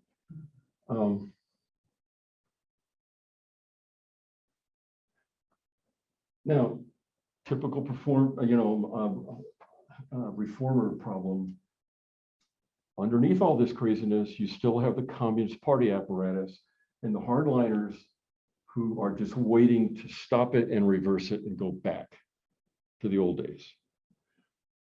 And next to them are all the reformers complaining that all this reform is going too slowly. We got to speed this up. And these are all the old guys, all the hardliners in the old communist days are trying to stop it. This is what assassinated Alexander II when he emancipated the serfs, and then he got assassinated for his trouble. This is, you can see where Gorbachev is headed here. He's trying to keep the Communist Party guys from cooing him into prison, and all the reformers going to hang him because he's not doing enough reform. And then Boris Yeltsin enters the picture in '88. And he joins one of these newfangled parties, reforming parties, and he resigns from the Politburo. He was a member of the Politburo, which is as high as it gets in the Communist Party apparatus, and resigned from the Moscow Communist Party, which he was the head of. Because he's been seeing this coming too for a long time. And so in '89, then, there was a parliamentary election based on this new thing that Gorbachev, this parliament thing, and Yeltsin wins, and he takes over control of the Russian Soviet Socialist Republic.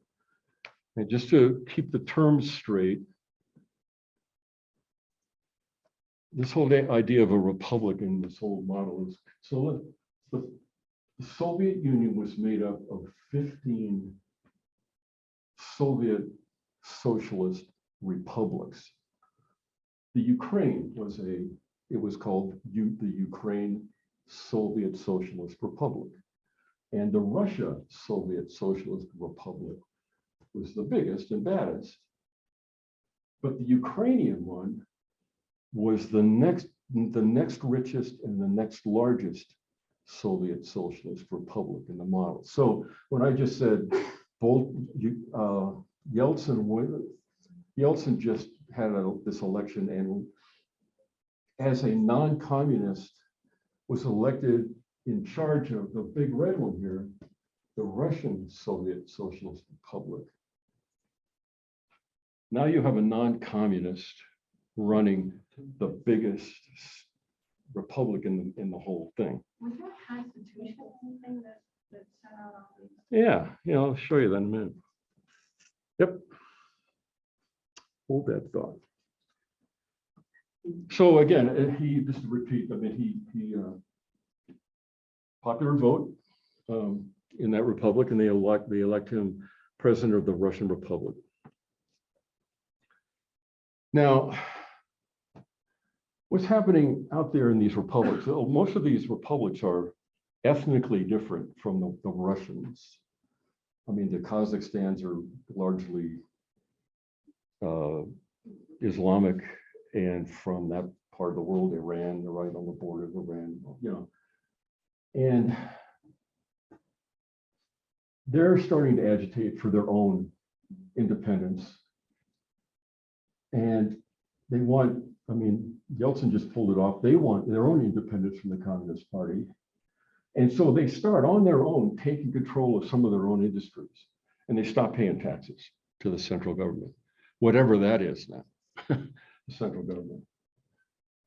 So again, Gorbachev is losing control big time now. So he proposes, this is all kind of desperate moves now, to propose a more decentralized Soviet Union, like a federation, right? And now he's really into territory that he doesn't know what he's talking about and never supported. And the Baltic states, Latvia, Lithuania, and Estonia, and Georgia and Armenia wanted outright secession. And there is a clause in the Constitution, the Constitution of the Soviet Union, that allows any republic to secede from the Union whenever they want, which is nonsense. You could never do that, but it's in there. And they say, it's in there, we're gonna do it, we're gone, So we're out of here. where did that constitution come from?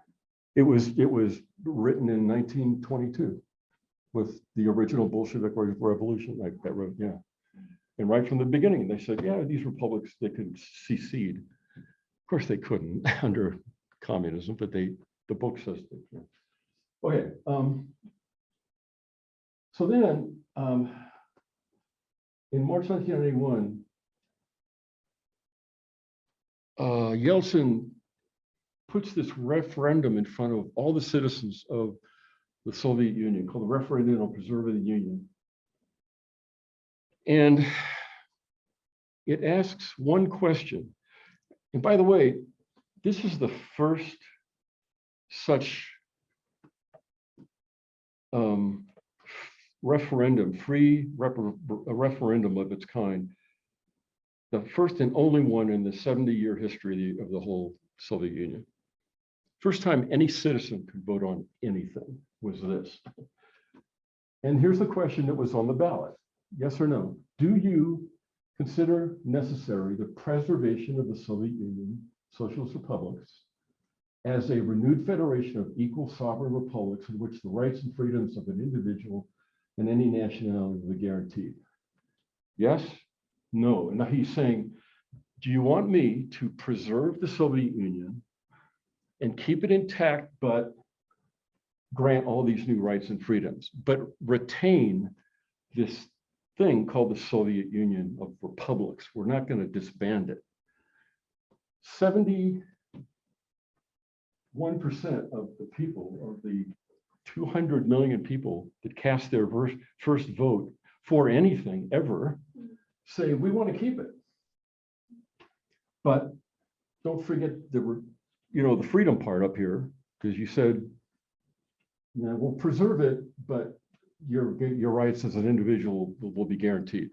71% of all the different republics voted collectively to keep the old the Soviet Union intact as a thing, except for one outfit called the Ukraine. And you won't be surprised to hear that when the ballots were distributed, Ukrainians changed the ballot. Instead of this as being the question that was being asked, the Ukrainians modified the question that people would vote on to say, do you agree that the Ukraine should be part of a union of Soviet sovereign states on the basis of the Declaration of State Sovereignty of the Ukraine? 80% of the people said yes to that, but 14%, basically said, we don't want that. We'll only vote for this. And what is the Declaration of State Sovereignty of the Ukraine, only passed the year before? Well, here are the high-level bullet points of what that document says. That Ukrainian laws take precedence over laws of the USSR, that Ukraine would maintain its own army and its own national bank and the ability to put its own currency together, and it would be permanently neutral and does not participate in military blocs. Now, I read NATO into those two words. And that it would not accept or procure nuclear weapons, because remember, the Ukraine had thousands of nuclear weapons in silos, So with this small change, saying, sure, well, you go ahead, keep your Soviet Union together, but this is what we're going to do. And 82% of the people voted yes, but with that slight change to the question that was being asked. This is Ukrainian stuff, as good as it gets. This is how they're still that ornery. God damn, they just won't go with the program. So what year did they lose their nuclear weapons? Next week. Can we hold that question? I'll just tell you that Bill Clinton and Boris Yeltsin cut the deal of the millennium for what happened to that nuclear material. But you got to wait for that. But Bill Clinton, he's going to star in her next one a little bit.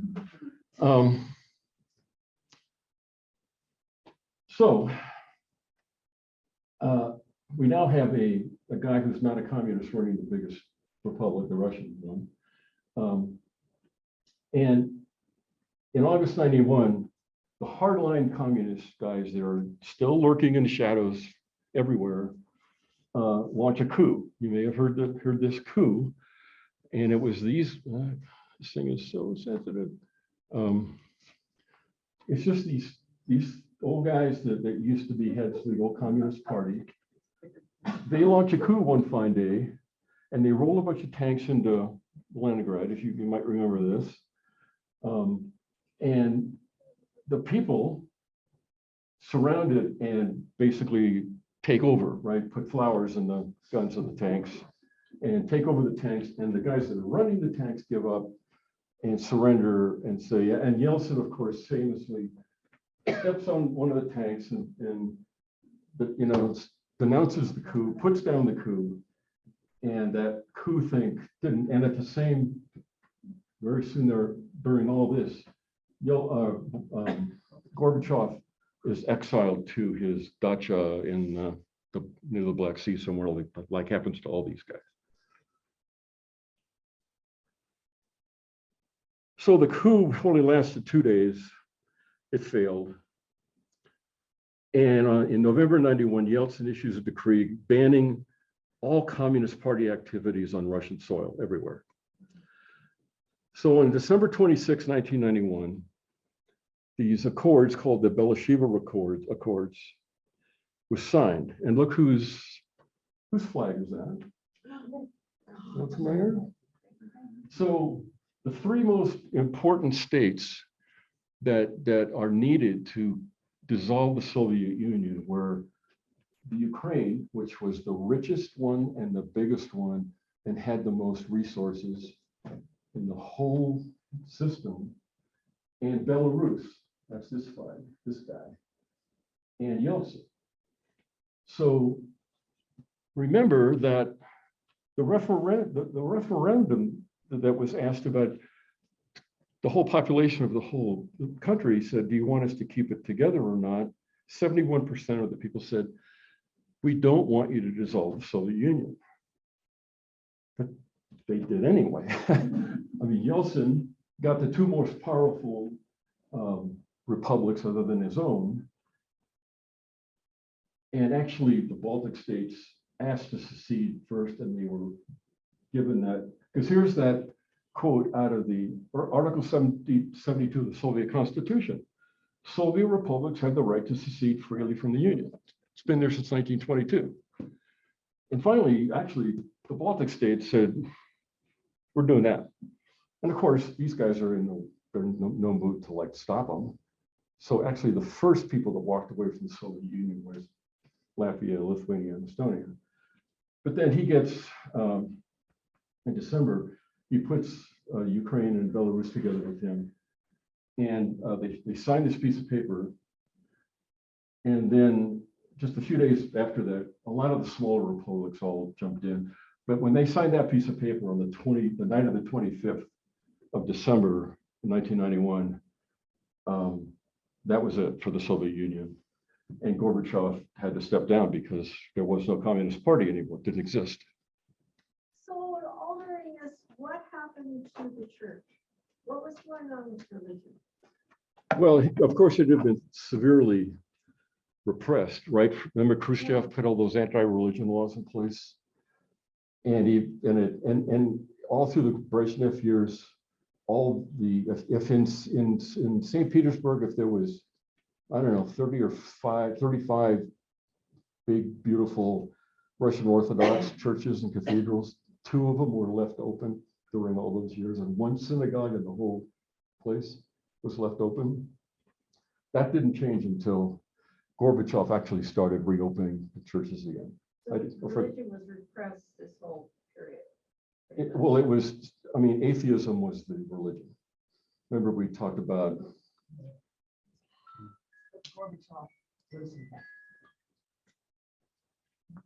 But it was not a big, I mean, it was a minor. So like, again, imagine, oh yeah, so what's going on while all this other stuff is going on in Eastern Europe? Well, you might remember Lech Walesa and the Solidarity movement in Poland. In 1988, Gorbachev had said that he, unlike the Brezhnev doctrine, which was to roll tanks into any of those countries like Czechoslovakia or Hungary who dared revolt in any way, the tanks would roll in from Moscow and put it down. Gorbachev went on record saying, we're never going to stop.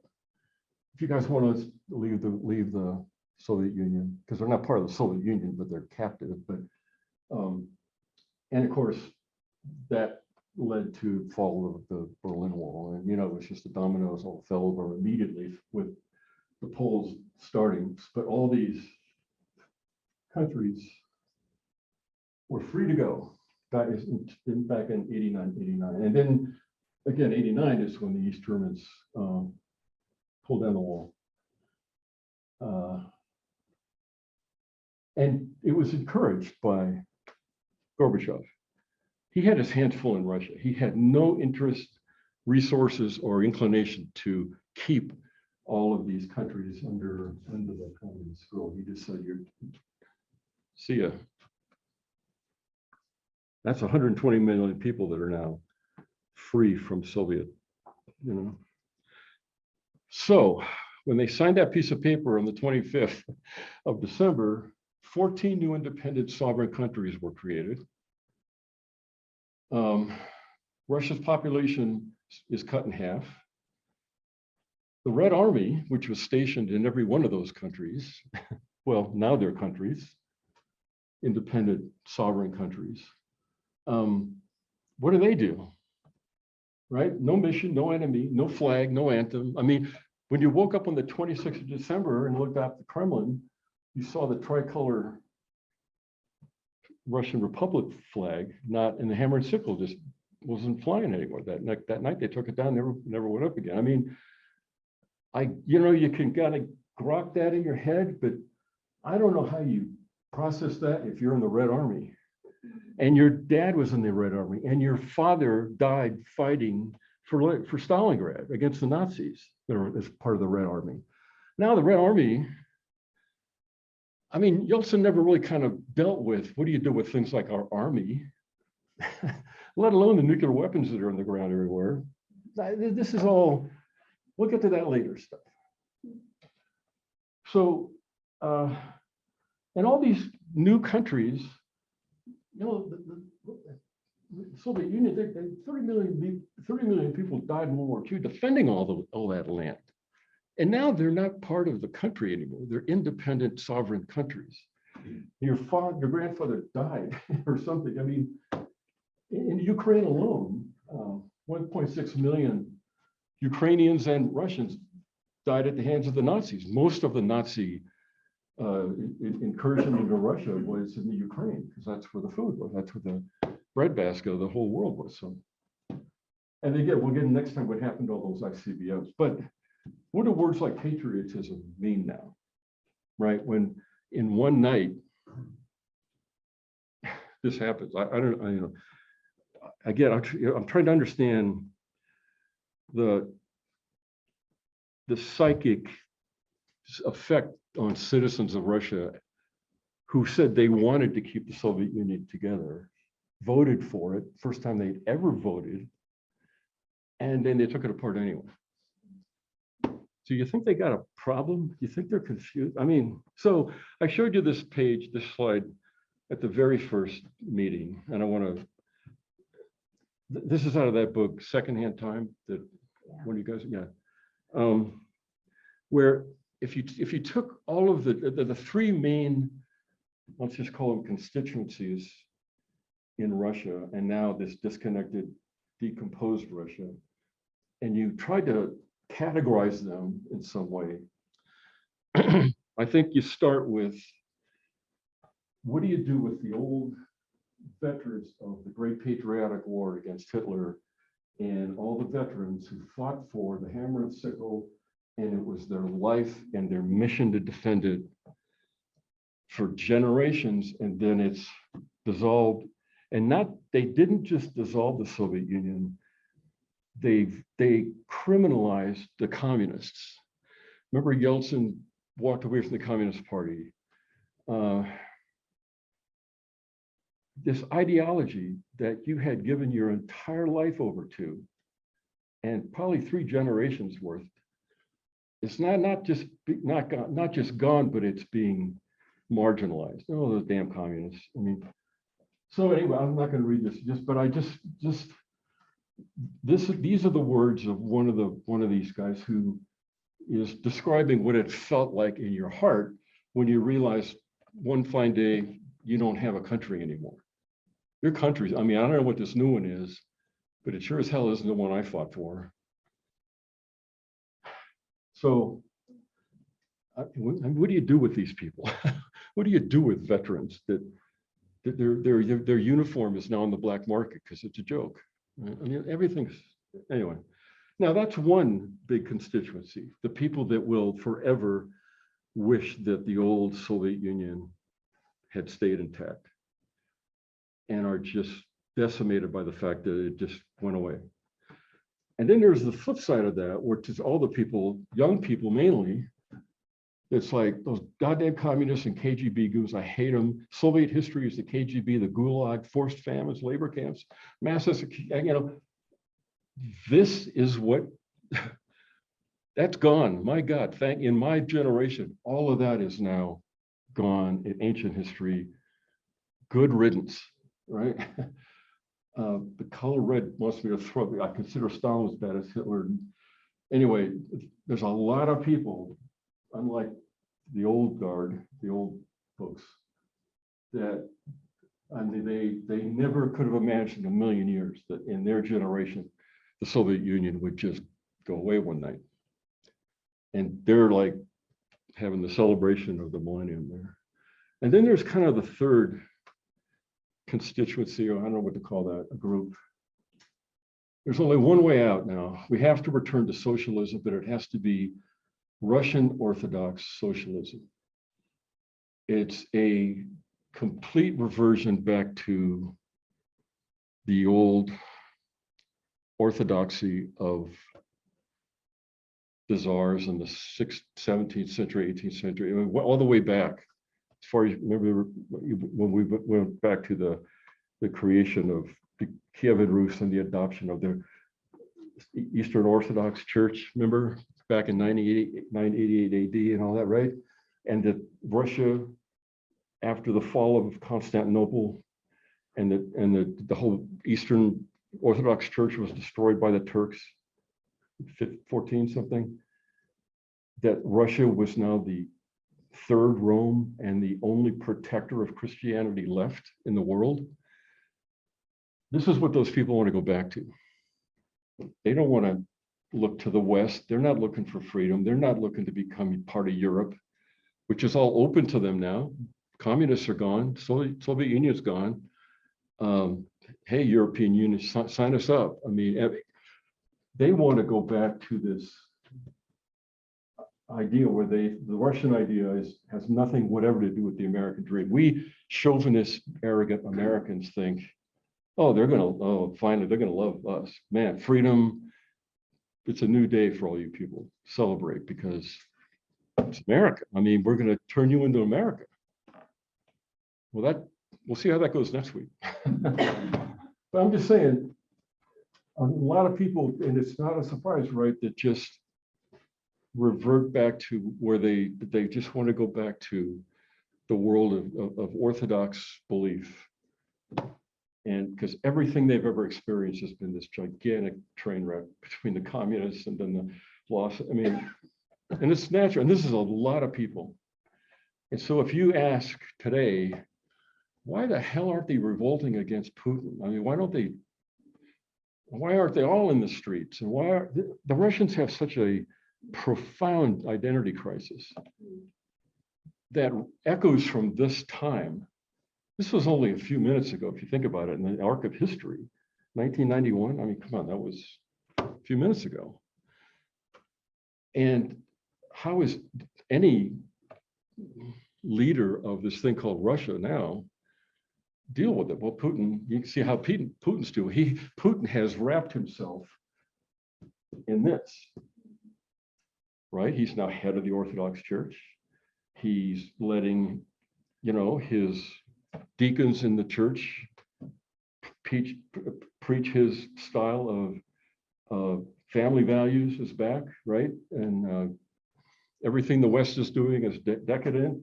Putin is saying, this is where we got to go. It's bullshit, because he was a practicing militant atheist for his entire career, his whole life. But that was, Deflects attention from the oligarchs. Yeah. The economy. Right, but he knows, I mean, this message today resonates with tens of millions of Russians. And his appeal to the Ukrainian war and the whole what is Ukraine and what isn't Ukraine is all wrapped up in this, right? Because, hey, remember from our first session or the second session, the Ukrainians started this whole Eastern Orthodox thing back in the 10th century. That was Kiev, right? Kiev, Ukraine started all this, became the seat of Orthodoxy. So how can they now say they don't want to be Russian? Doesn't get any more Russian than that. So don't give me this crap about the Ukrainians are different and they're independent. And he wraps it all in religion. And if you want to pick and choose, cherry pick the right messages out of your past, you can do that. Anyway, sorry. Could he doing that? What? Okay, go ahead. Will you be discussing in a future session what happened to property rights following 1991? Yeah, the next session is all about 1991 to 2000. The rise of the oligarchs, the privatization pitch, the whole movement of privatizing everything in Russia by Boris Yeltsin. Right, but I mean, that's all next week. That's a big subject, so I didn't. It is because it led directly to Putin and the last 21 years of Putin, but it all came apart. And this isn't almost as bad as what happened in the 90s under Yeltsin, when they tried, he called it shock therapy, like overnight going to Western politics and Western economics. He hired Harvard Harvard Business School to come in and teach him and his guys how to do business, how to make banks, how to do investments, how to make stock. He's going to give everybody stock. What the hell is stock in a communist country you're entirely? I mean, that's essentially, yeah. Did any of the businesses Western businesses that came into Russia during Gorbachev's era of time, did any of those last? Did none of them? Well, no, what happened was those businesses were taken over by the communist bureaucrats who saw the oligarch era coming. Because remember, only a few seconds after the fall of the Soviet Union does the oligarch thing start to happen. Because now you've got guys that used to be nobodies in a position to take over the largest oil company in Russia. Because they foresaw it, they planned it, they knew the government wouldn't stop them, and they were really smart. And we'll go into 2 or 3 of the oligarchs that started off as nobodies and were running the biggest industries in the Soviet Union, with 98% of the profits going overseas into Swiss bank accounts. You know, that whole thing. Fine, you know, but yeah. But again, Gorbachev didn't see that future, but all the old communist bureaucrats totally saw it way ahead of time and prepared for it because there was no constraints on who could do it. Now Boris Yeltsin is going to have a notion of privatized stock ownership and say Rosneft, the biggest oil company in the new Russian Republic. But you're going to find out all that's corrupted, you know, but everybody's going to have a piece of paper in their hand worth 10,000 rubles that says you can buy stock now, that it was all a sham. The oligarchs already had seized all the big assets in the country and were well underway of, you know, ripping it off and sending it overseas. But the Russian people at the same time think that, hey, I can actually own a part of the biggest oil company and get rich myself. It's total BS, but it was planned. But Yeltsin was, you know, next week. That's it. Any questions? Thanks.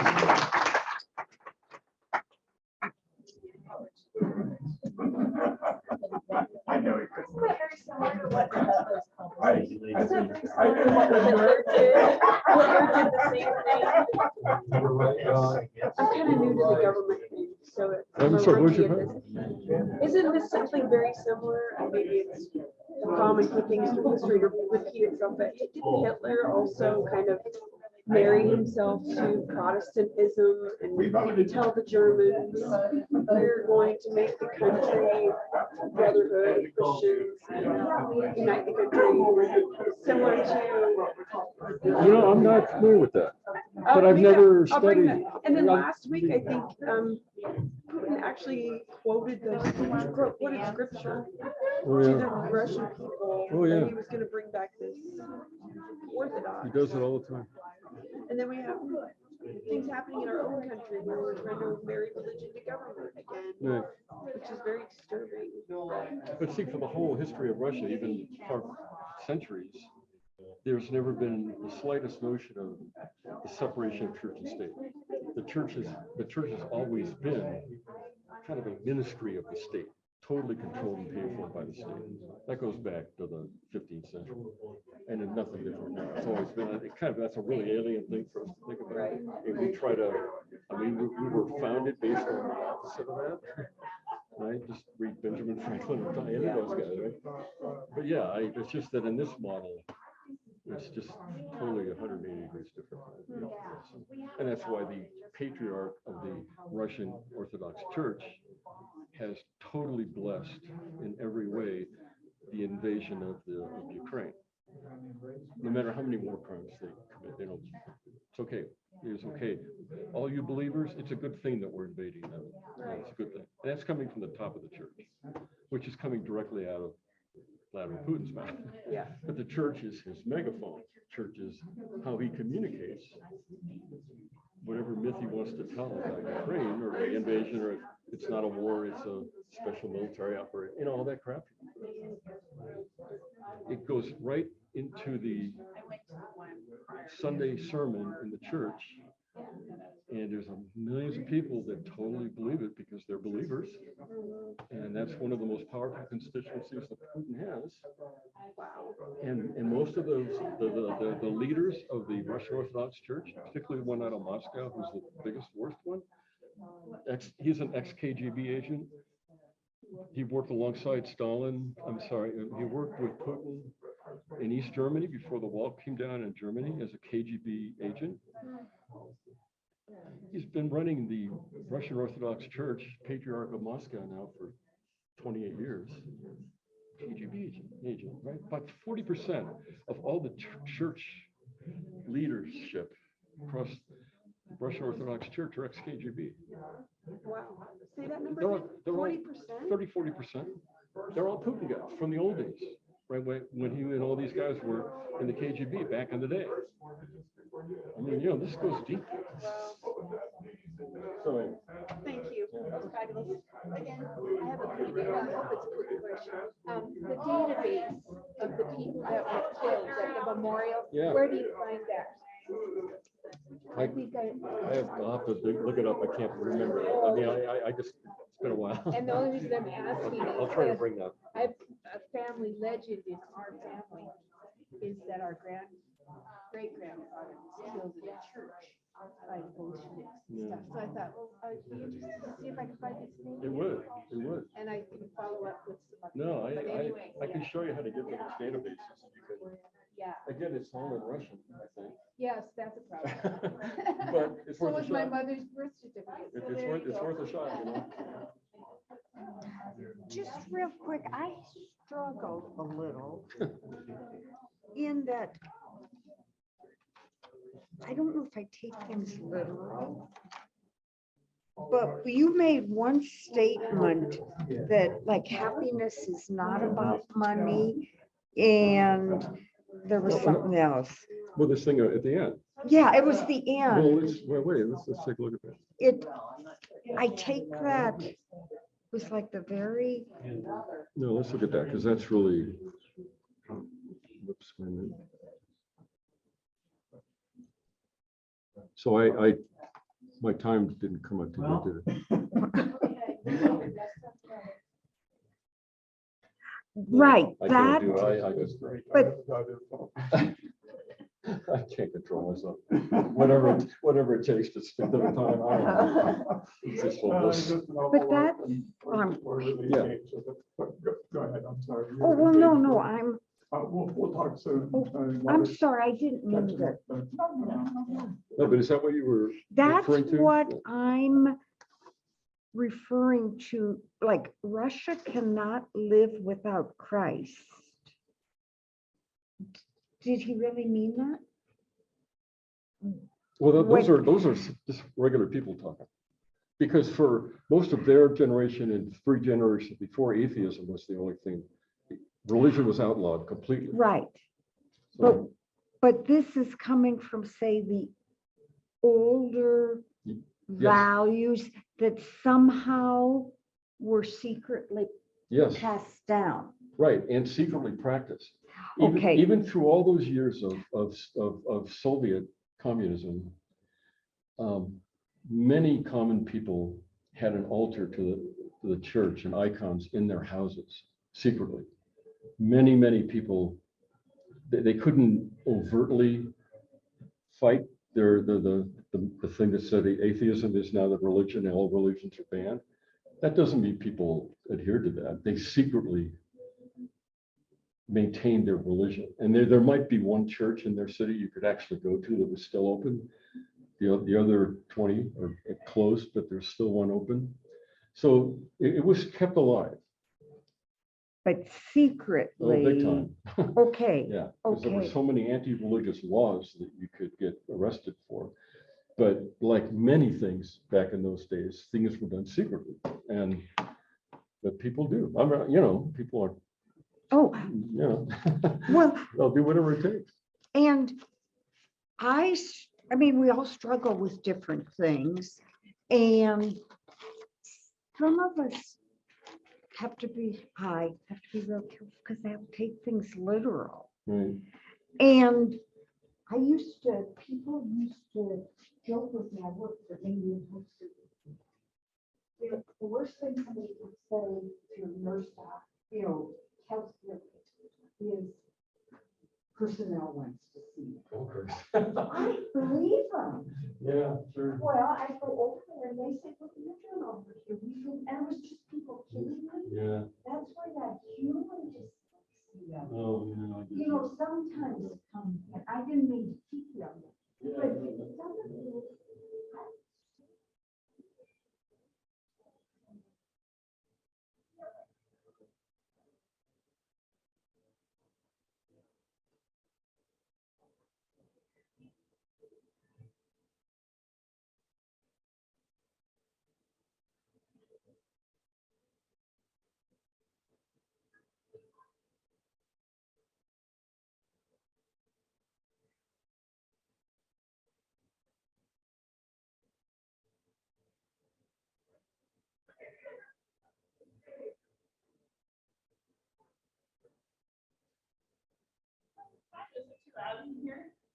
I just don't mess around and stuff.